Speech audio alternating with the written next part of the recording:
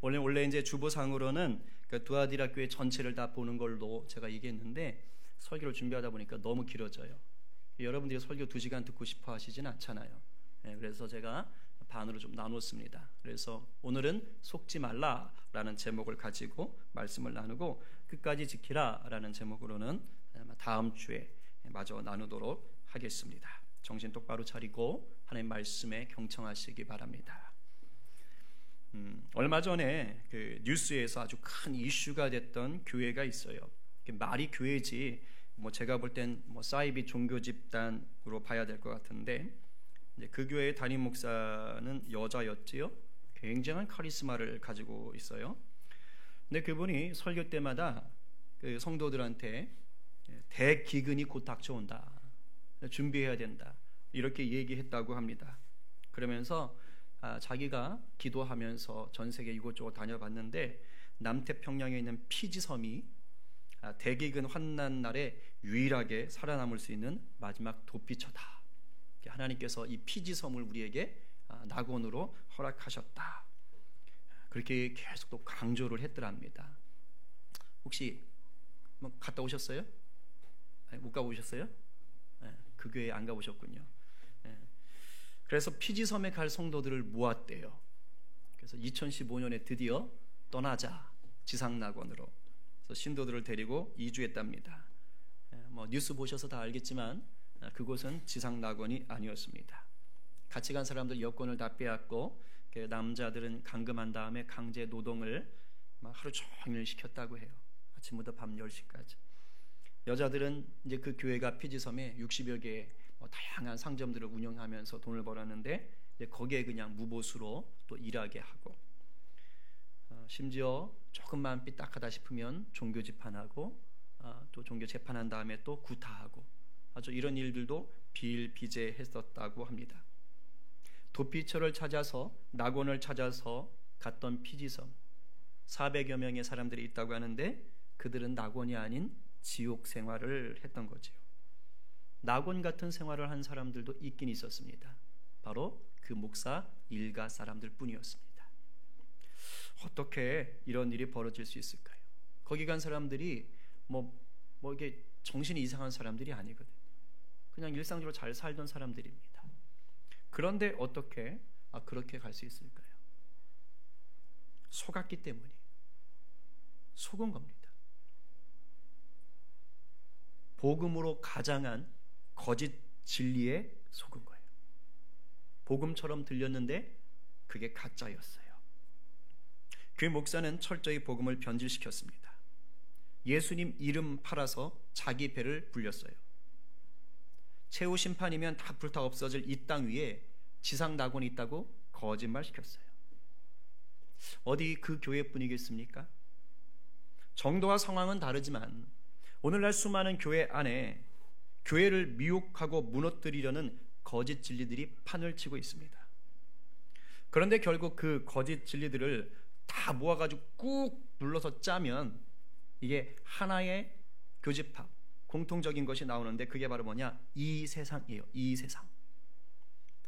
교회가 하나님의 영광, 하나님의 나라, 장차 임할 영원한 천국을 소망해야 되는데 그렇지 않고 이 세상을 추구하는 겁니다. 이 세상 영광, 이 세상 성공, 이 세상의 안락을 교회 안에서 누리려고 하는 거예요. 그리고 그 안에는 부인할 수 없는 맘몬, 즉 돈이라는 신이 딱 버티고 있습니다. 우리나라뿐 아니라 전 세계적으로 수많은 교회들이 이 맘몬이라는 신을 교회에서 섬겨요. 이 맘몬이라는 신을 감히 예수의 복음을 이용해 섬기고 있습니다. 하나님 나라가 아닌 이 세상 나라를 더욱 부흥하게 하기 위해서 성경 말씀을 교묘하게 이용하고 있지요. 어쩌다가 이렇게 됐을까요? 오늘 본문으로 말하면 가짜 선지자 이세벨을 용납했기 때문입니다. 여러분, 아무리 좋은 교회도 이세벨을 용납하면 무너집니다. 과거에 아무리 대단한 순교의 능력이 있었고 화려했다고 해도 오늘 이세벨을 용납하고 오늘 이세벨의 말을 듣고 있다면 이내 추한 교회가 되어버립니다.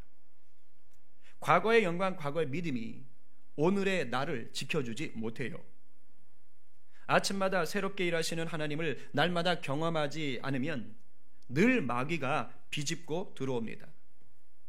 그래서 아주 그럴듯한 말과 상황들로 우리의 심령을 미혹합니다. 교회를 흔들기 시작해요.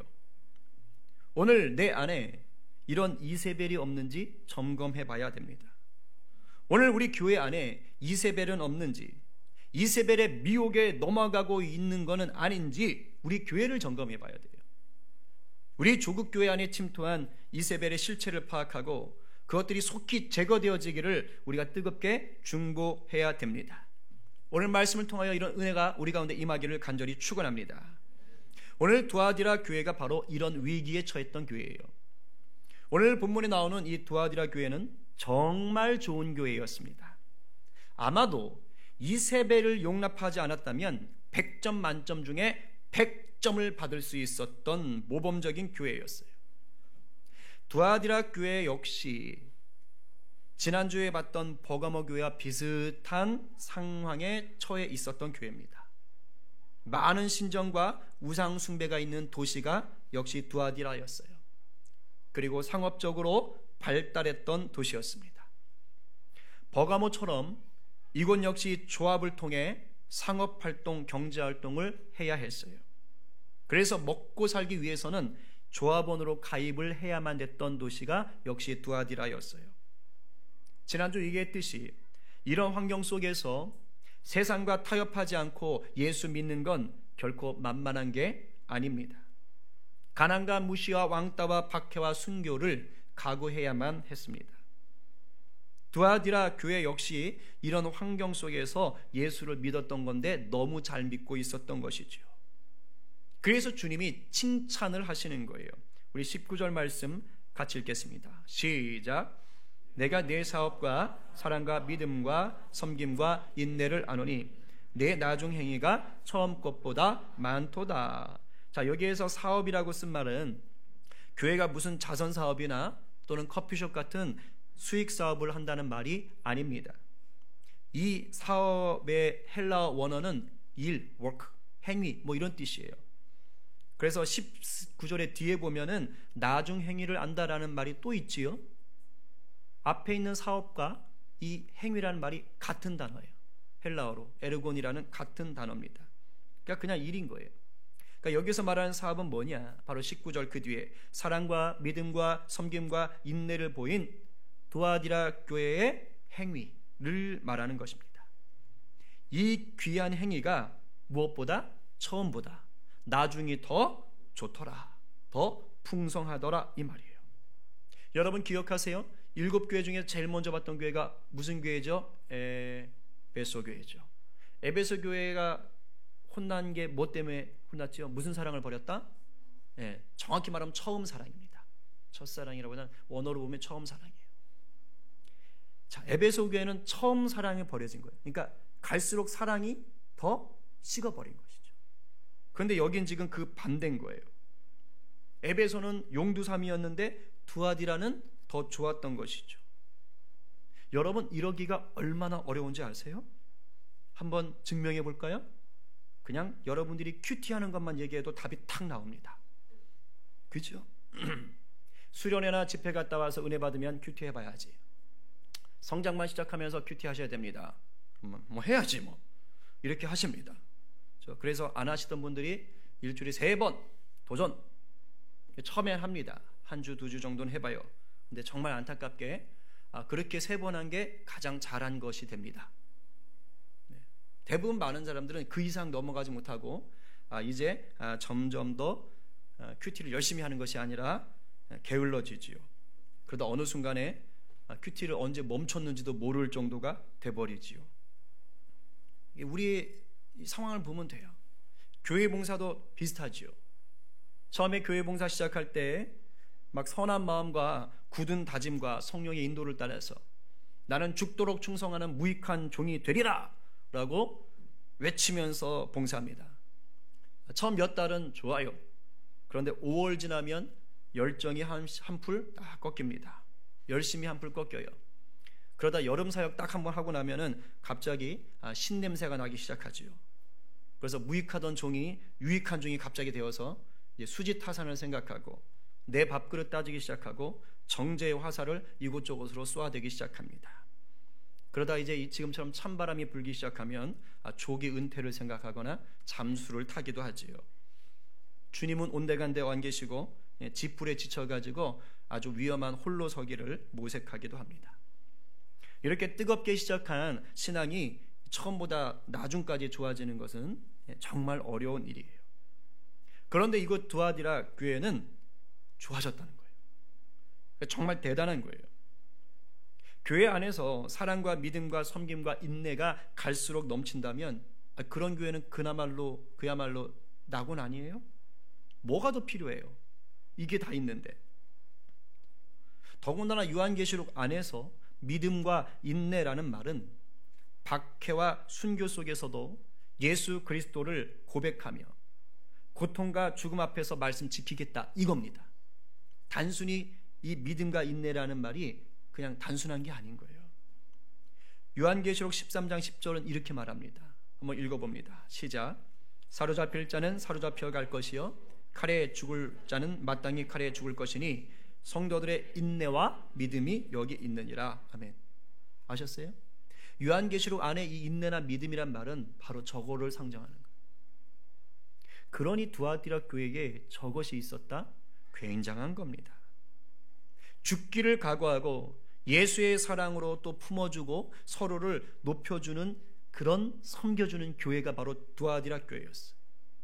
주님이 그토록 찾으시는 교회 아니겠어요? 우리 성림 공동체가 담고 싶어하는 그런 교회 아닙니까? 그런데 이렇게 좋은 교회도 예수님이 책망을 하셨다 이 말이에요. 뭐냐? 20절입니다. 읽어보겠습니다. 시작.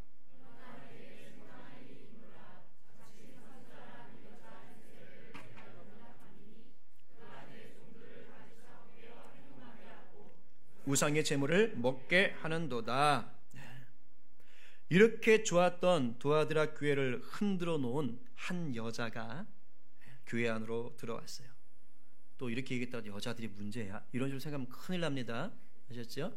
단지 그때 당시 그 교회에 들어온 이 가짜 선지자가 여자였던 거예요. 아셨죠?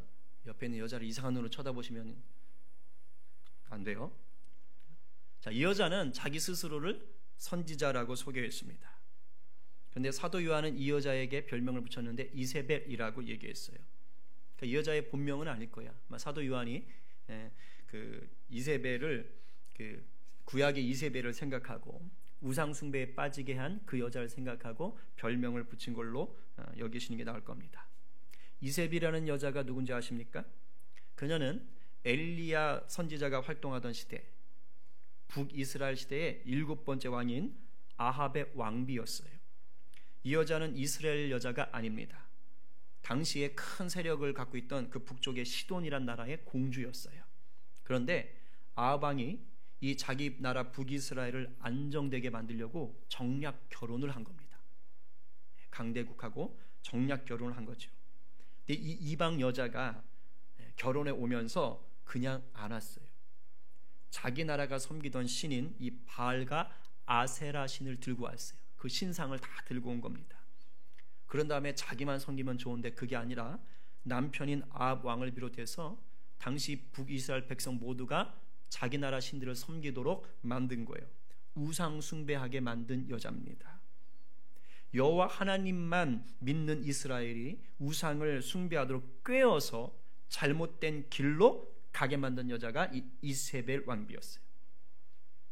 열왕기상 21장 25절 다 함께 시작. 예로부터 아합과 같이 그 자신을 팔아 여호와 앞에서 악을 행한 자가 없으면 그를 그의 아내 이세벨이 충동하였음이라.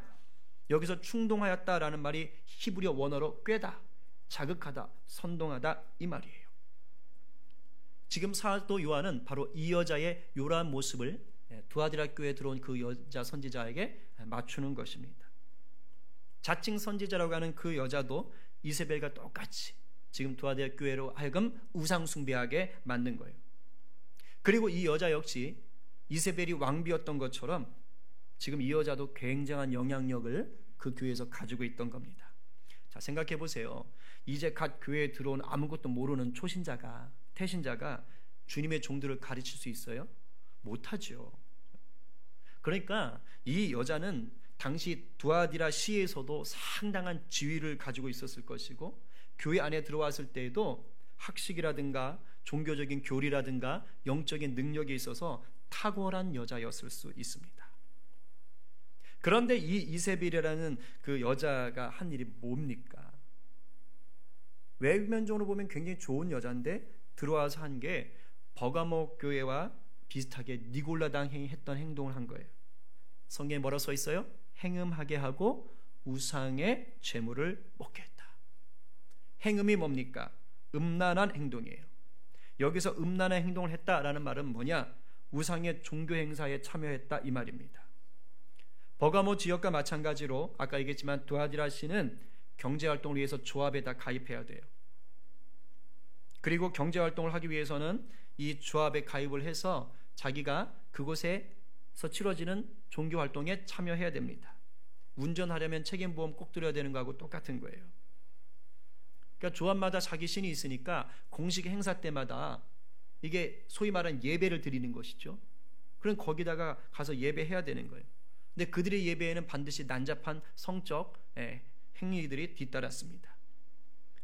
만약에 그리스도인들 중에서 내가 경제활동을 하겠다 하는 사람은 결국 요걸 해야 되는 겁니다. 그러니 우상숭배에 참여할 수밖에 없는 것이죠.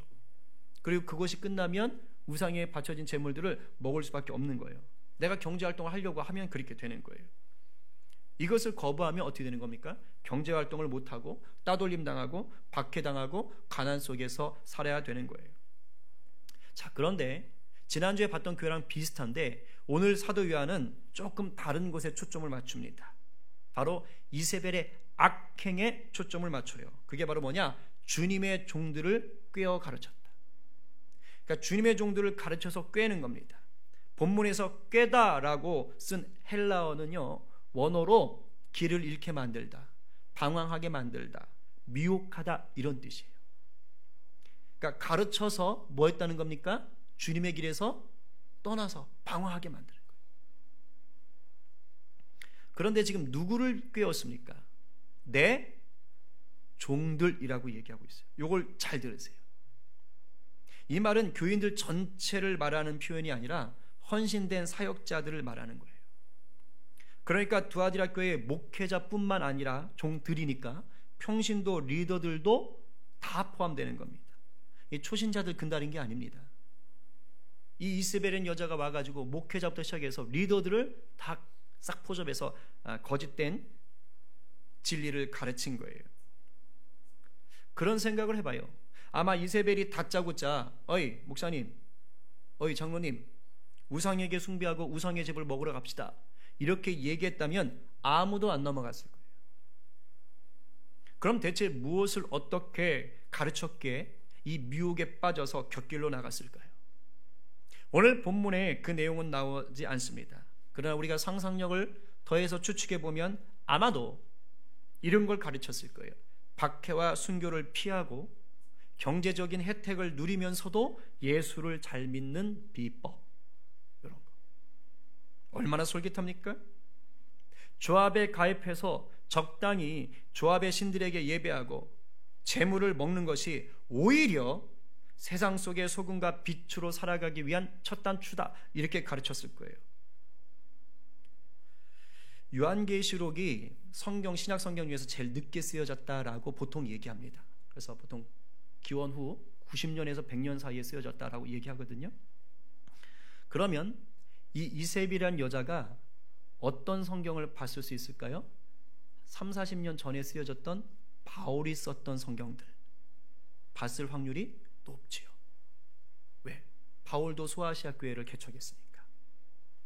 그러면 이세벨이라는 여자가 바울이 썼던 성경을 이용해서 속일 수도 있어요.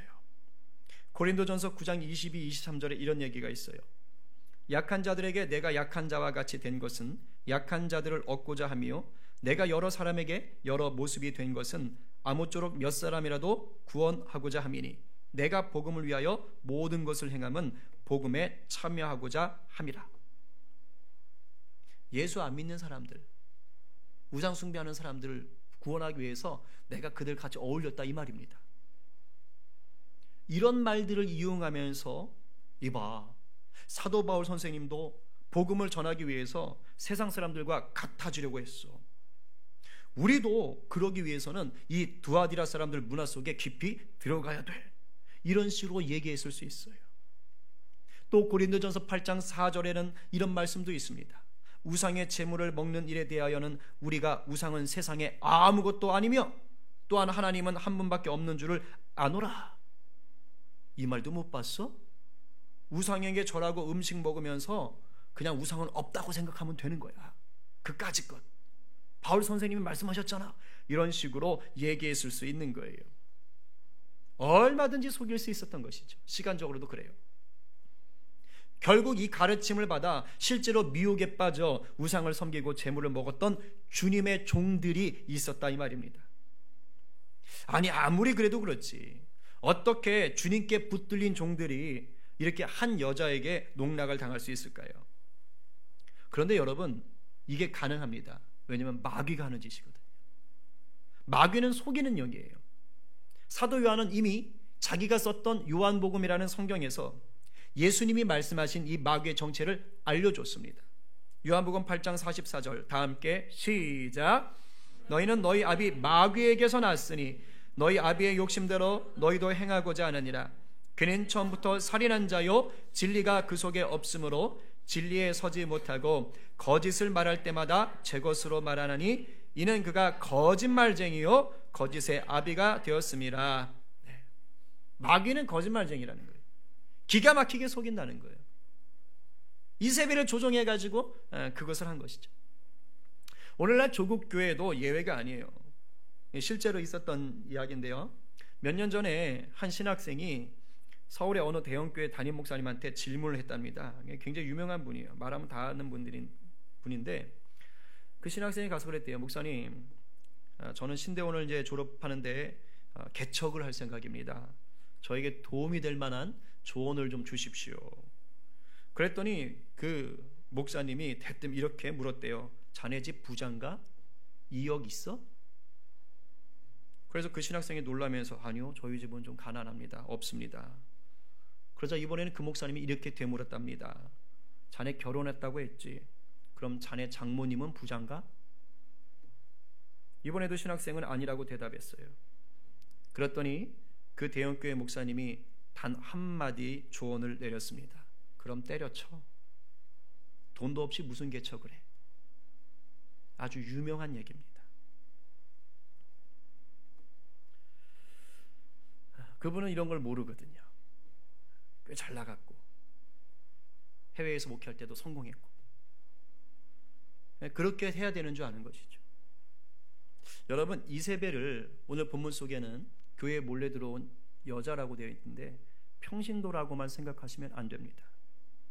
목회자라도 교회 안에 잘못된 복음, 변질된 가르침을 전하면 다 이세벨이에요. 돈 없으면 개척 못합니까? 개척을 위해 제일 필요한 것이 돈일까요? 예수님이요, 제자들을 전도하러 내보내실 때 돈주머니 가지고 가지 마라 라고 얘기하셨어요. 그리고 실제로 제자들은 그렇게 나갔다가 돈 없어도 복음이 살아 역사하는 현장을 경험하고 돌아왔습니다. 예수님이 이렇게 물었어요. 누가복음 22장 35절 세번역 성경으로 읽어봅시다. 다 함께 시작. 예수께서 제자들에게 말씀하셨다. 내가 너희를 돈주머니와 자루와 신발이 없이 내보냈을 때에 너희에게 부족한 것이 있더냐? 그들이 대답하였다. 없었습니다. 이게 예수님의 답변입니다. 이게 신학생이 들어야 할 답이에요. 이게 복음 위에 서 있는 목사가 가르쳐 줬어야 할 조언 아니겠어요? 돈 물론 필요하지요. 어쩌면 2억이 있냐고 물어보는 그 목사님이 현실적으로 신학생을 제대로 가르친 것일 수도 있습니다. 그러나 이건 철저히 이세벨적인 가르침이에요. 만몬을 자기 하나님으로 섬기는 교회의 목사는 이렇게 말할 겁니다. 그렇게 말하게 돼요. 저는 지금 돈이 필요 없다는 말이 아니에요. 단지 돈을 최고로 삼아서는 안 된다 이 말입니다. 이 세상의 것들로 교회의 교회됨을 위한 필수 재료를 삼지 말아야 됩니다. 교회는 영적인 공동체예요. 영적인 것으로 최고의 가치를 둬야 합니다. 아멘이세요? 그것은 복음이며 말씀입니다. 기도입니다. 성령 충만함이에요. 오늘날 교회 안에 들어온 이세벨은 끊임없이 그럴듯한 이유를 대며 복음의 설탕을 발라줘요. 제가 1년 전인가 어느 신학생한테 이런 얘기를 들었어요. 자기랑 같이 공부했던 그 신학생이 교회 가서 학생들에게 이렇게 가르쳤답니다. 꼭 교회를 나가야만 신앙생활 하는 건 아니다. 오히려 어줍지 않은 교회에 나가서 그나마 가지고 있는 신앙까지 다 버릴 수도 있다. 차라리 유튜브로 유명한 목사님들 설교를 들어라. 그리고 혼자서 신앙서적 읽고 혼자서 성경 공부하면서 하나님을 믿어라. 그게 이 마지막 때 믿음을 지키는 일이다. 이런 식으로 얘기했답니다. 여러분, 이게 맞는 말입니까? 그랬으면 여러분 안 나오셨겠죠, 지금 여기. 그죠? 아무리 신학생이지만 성경을 몰라도 한참 모르는 겁니다. 왜 사도 바울이 로마서나 고린도전서나 에베소에서 성도들에게 그리스도의 몸을 이루는 각 지체라고 얘기했을까요? 그것이 우리를 통해 구원 사역을 이루어갈 수 있는 하나님의 영적 원리이기 때문이에요. 교회라는 구원받은 공동체로 모여야만 주님의 영광을 드러낼 수 있기 때문이에요. 그래서 교회에 모이는 겁니다. 교회는 1급수가 아니에요. 진흙탕입니다. 아주 지저분하고 더러운 곳일 수 있어요. 근데 주님이 그곳에서 일하시고 역사하시는 줄 믿으셔야 합니다. 더럽고 추한 자들이 교회 와서 변하지 어디서 변합니까? 주님은 이렇게 교회 안에 들어온 이세벨과 그 무리들이 속히 회개하고 정신 차리기를 원하세요. 참 사랑이 많으신 우리 주님이시죠. 21절 다 함께 시작. 또 내가 그에게 회개할 기회를 주었으되 자기의 음행을 회개하고자 하지 아니하는도다. 여러분, 주님이 회개할 기회를 주셨다라는 말은 무슨 말일까요? 역으로 말하면 이 이세벨이란 여자의 행동이 짧지 않았다는 얘기예요. 그 교회 안에서 오래오래 지속되었다는 것입니다. 달리 말하면 매주 이렇게 교회 나와서 예배에 참여하고 그 시대에는 성찬을 매주 했으니까 매주 성찬에도 참석했던 거예요. 그리스도의 살과 피를 기념하는 그것을 떡을 떼면서 예배했던 것입니다. 얼마나 회개할 기회를 주님이 주셨던 겁니까? 그런데도 회개하지 않았다라는 것이에요. 잘 들으세요. 사랑이 많으신 하나님은 오래 참으시는 게 맞습니다. 그러나 그 죄가 하나님의 기준을 넘어서면 심판하세요. 이 심판은 예수님이 다시 오시는 날 최후의 심판만을 말하는 것이 아닙니다.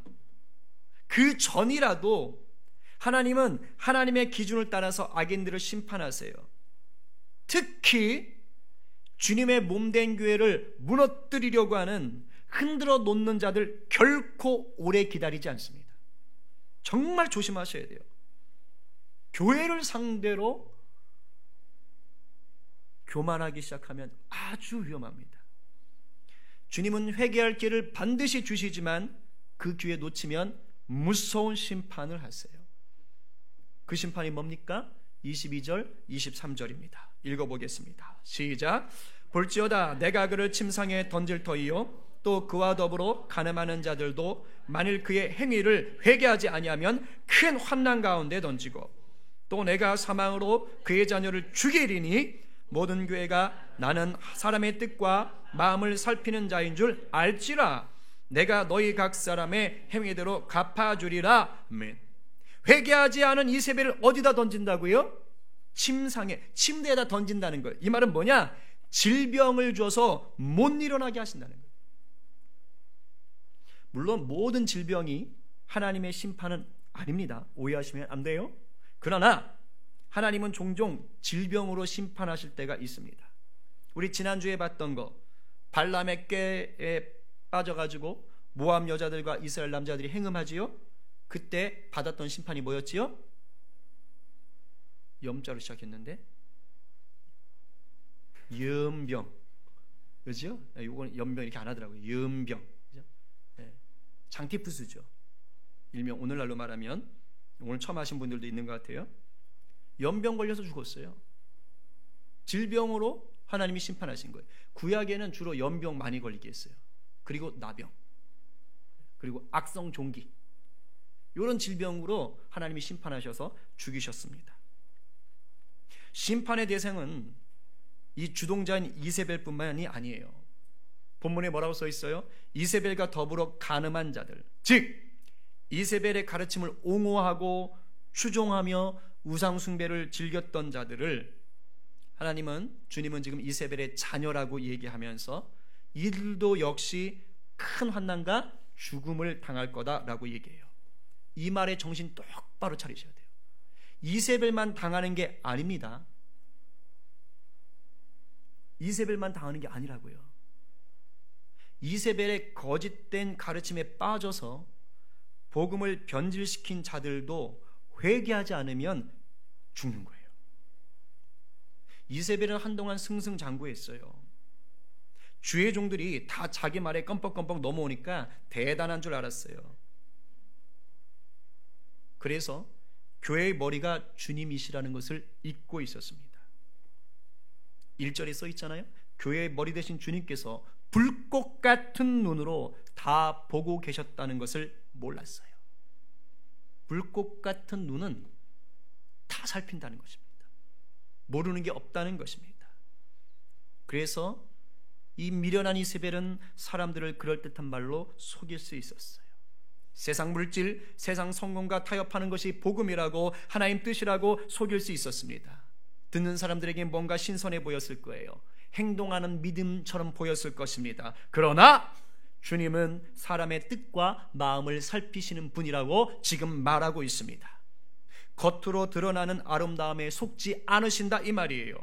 마음속의 의도가 무엇인지 살피고 아신다는 뜻입니다. 그래서 그 죄악된 행위대로, 그 죄악된 행동대로 다 갚아버리신다는 것입니다. 오늘날 정말 무서운 게 뭔지 아세요? 더 이상 이세벨이 교회 안에 실체로만 머물지 않는다는 뜻입니다. 무슨 말이냐면 교회 안에 들어온 어떤 사람이 아닐 수 있다는 뜻이에요. 이게 사람이면 눈에 딱 보입니다. 그런데 교회 안에 실체 없는 이세벨이 많아요. 바로 성도들을 지배하는 세상의 가치입니다. 제가 조금 전에 말씀드렸던 만몬이라는 배금주의 사상, 그리고 하나님보다도 높아진 왜곡된 인본주의 사상이 대표적인 이세벨이에요. 내가 이세벨이다 라는 사람은 없을 수 있어요. 그러나 이 두 가지 가치가 교회 안에 들어와서 성도들을 붙잡고 있습니다. 성도들의 정신을 지배하는 거예요. 목사라고 예외가 아닙니다. 중직자라고 예외가 아니에요. 신학교 교수라고 예외가 아닙니다.